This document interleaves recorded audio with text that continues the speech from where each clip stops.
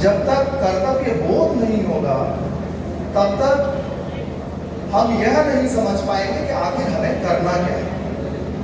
संकुल शिक्षकों की कल सर की अध्यक्षता में जनपद कासगंज की भी बैठक हुई, माध्यमिक की भी प्रिंसिपल्स के साथ बैठक हुई। उन सारी चीज़ों में जो निष्कर्ष निकलता है वो यह था कि शिक्षक को ये लगता है कि संपूर्ण बोझ हमारे ऊपर है। एक छोटी सी कहानी मैंने संभवतः पहले कभी सुनाई होगी, नहीं सुनाई होगी, तो सर अगर अनुमति हो तो 5 मिनट में मैं सुनाऊं। एक रुई को धुलने वाला और बुनने वाला किसी गांव में रहता था। मान लीजिए यही किसी गांव में रहता था।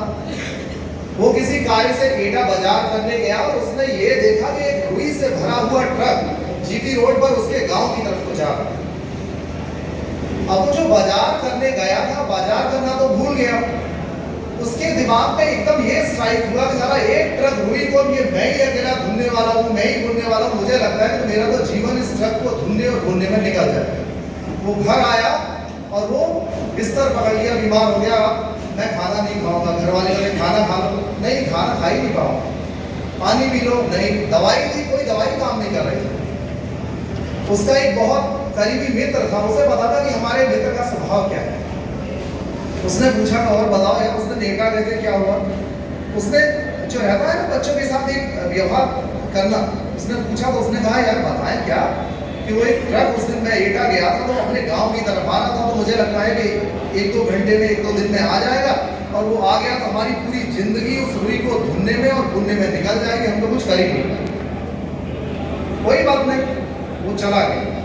उसके और जो 1-2 मित्र थे उससे उन्होंने कहा कि अगली बार तुम जाना तो कहना यार तुम्हें पता है कि क्या हो गया, क्या हो गया। कहना वो एक ट्रक था रुई के भरा हुआ, वो जल गया। वो उसका दूसरा मित्र गया, उसका जो साथी था पहुंचा, बड़े जोश में हंसता हुआ गया, अरे यार तुम्हें पता है क्या हुआ भैया, क्या हुआ। अरे कि एक रुई से भरा हुआ ट्रक अपने गांव की तरफ आ रहा था, उसमें आग लग गई। आग लग गई? हाँ लग गई। फिर क्या हुआ? कुछ नहीं हुआ, फायर ब्रिगेड की गाड़ियां आई लेकिन सब रुई जल के खाक हो गई। उन्होंने सही हो गई खाक, उठ के बैठ के खिलाओ रोटी और खाई। आशय क्या है कि हम लोगों को यह पता ही नहीं है कि आखिर हमें करना क्या है, और ये लगने लगा कि सारा संकुल का पूरा काम, स्कूलों का पूरा काम हमारे सर पर लटका दिया गया है। हम ही को सब स्कूल निपुण बनाने हैं, सब टीचर्स को हम ही को पढ़वाना है, सबको ट्रेनिंग हम ही को करानी है, सब सूचनाएं हम ही को देनी है, लेकिन वास्तव में ऐसा नहीं है। शर्मा जी ने बहुत अच्छे तरीके से आपको बताया कि आपको आखिर करना क्या है। एक उसकी रणनीति है, स्ट्रेटेजी है। उस स्ट्रेटेजी के अकॉर्डिंग यदि हम कार्य करेंगे तो कर पाएंगे। तो पहला तो ये निकाल दीजिए कि आप ही विद्यालय को, जिले को, टीचर को निपुण बना देंगे। आपको सिर्फ अपने जो एक्टिव प्ले है ना, रामलीला होता है ना, रामलीला, तो हर एक का अपना अपना रोल है।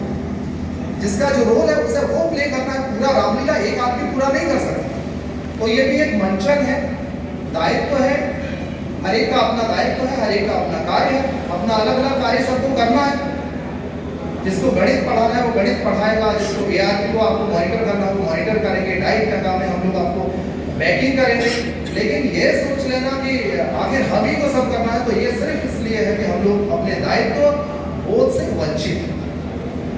दायित्व बोध होने के बाद दूसरा जो बहुत इंपॉर्टेंट है, हर शिक्षक के लिए है, हमारे लिए भी है, आपके लिए भी है, स्वाध्याय करना बहुत जरूरी है। जब तक दायित्व बोध के साथ साथ हम लोग स्वाध्याय नहीं करेंगे तब तक हम यही नहीं जान पाएंगे कि निपुण में संदर्शिका का प्रयोग किस प्रकार होगा, स्ट्राइकर को हम किस प्रकार प्रयोग करेंगे, जो तालिका लगी हुई है निपुण तालिका को हम जो क्लासरूम में उसे किस तरह भरेंगे, ये सारी चीज़ें हैं। तो मैं आप सभी से इस मंच के माध्यम से मुझे यही कहना है कि सब कुछ आपको नहीं करना, आपको सिर्फ अपने रंगमंच का पार्ट प्ले करना है, आप उसे बखूबी कीजिए। बताया गया कि जो निपुण चार्ट है वो नहीं भरा जा रहा, सच्चाई है, आप लोग उसे भरिए। हम लोग जो कार्य करते हैं वो दिखना भी चाहिए, और जब वो कार्य किया है वो दिखेगा।